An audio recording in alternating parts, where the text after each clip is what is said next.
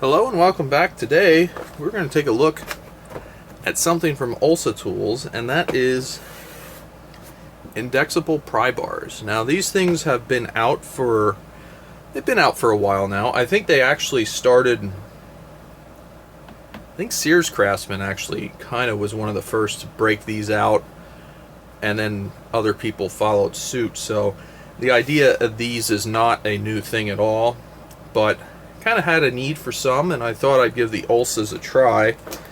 There's two of them in here. One's a 20-inch, one's a 10, and if you're keeping track, these are made in Taiwan.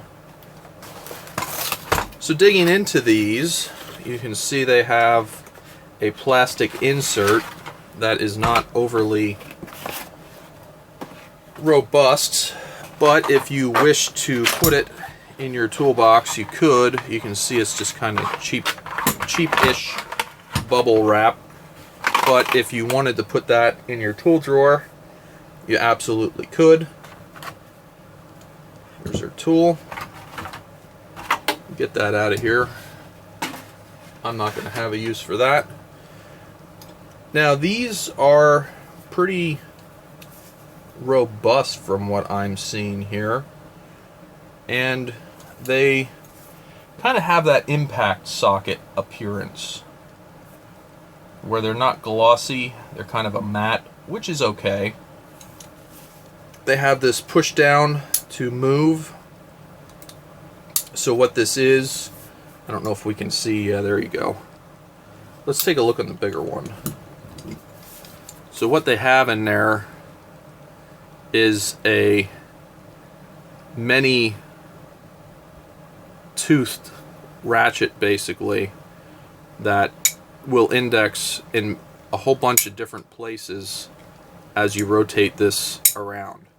So that gives you the positions for these pry bars, which I think that's pretty much how all of them do it. One thing I notice with the OLSA here, this 20-inch has a very robust handle on it that actually looks like it's a separate piece from the rest of the tool. I'm not sure how they have that set in there, if it's just kind of a friction set or what, but that's a metal handle and it seems like it's a different piece. Not quite sure how they did that. But these have the full swing range.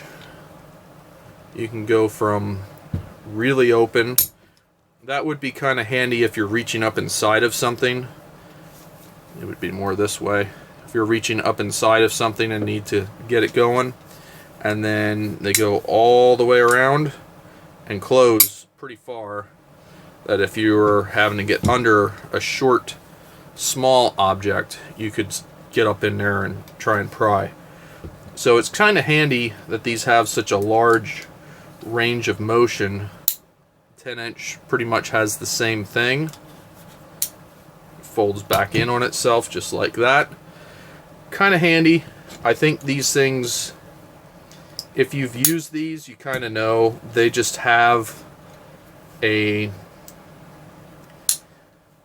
have the ability to be a lot of different things, and getting a different angle of purchase on something is super handy.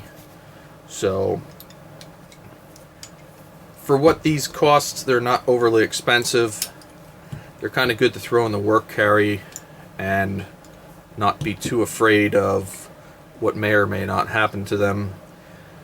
The mechanism that I see in these doesn't seem too cheap, so I think they should hold up relatively well.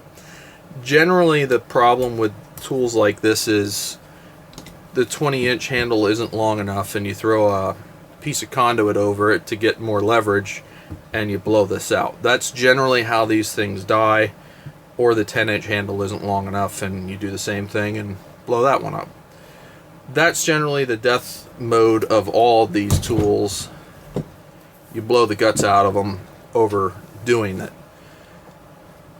But if you sign on for that and you know what you're getting into when you put the lever arm on there, sometimes you do what you got to do and the consequences are what you would expect. So all that being said, let's go ahead and see how much these weigh if you were to throw them in your tool carry, because there's a little bit of weight with this 20-inch one for sure. I don't know what the 10-inch is going to come in at, but I know the 20 is going to have some weight. Let's get the scale so you can actually read it. There you go. 10-inch. Let's change the scale here. Well, we can leave it there. So we're right about 13 ounces. 20-inch. I gotta make sure I get it on the scale here, that it doesn't fall off. We're not on the cable or anything here. We're right about 2 pounds, 10 ounces. So this thing's got some weight to it. If you're gonna have both of them in your tools, add that all together, 3 pounds, 6.5 ounces. So they have some weight to them, that's for sure. Something else that might be fun to look at is how hard are these, and how hard are the handles for that matter. You don't really want to have them super hard because they'll be more brittle, but I'm kind of curious to see exactly where they're at. 55 is just skating on that, and if we go on the handle, I feel like we're starting to dig in with a 55 on the handle. Definitely digging in with a 60 on the handle, and definitely digging in with a 60 on that.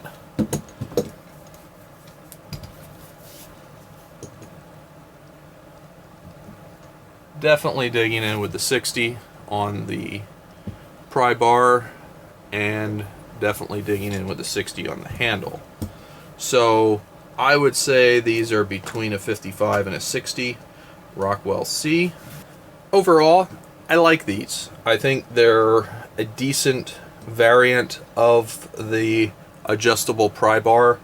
These are one of those tools, when you need it, you need it. And they're handy to have, to grab, and to just throw and use. They're not something that, it's a compromise tool, right? You have this swivel joint, which is obviously the weak link.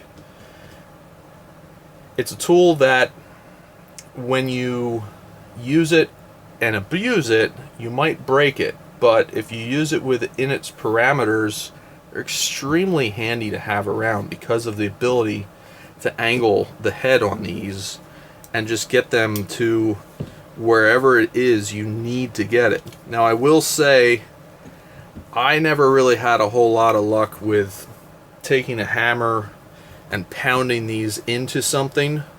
I know people do it, but you really want to be careful on how you align everything, because you don't want to be at a hard angle.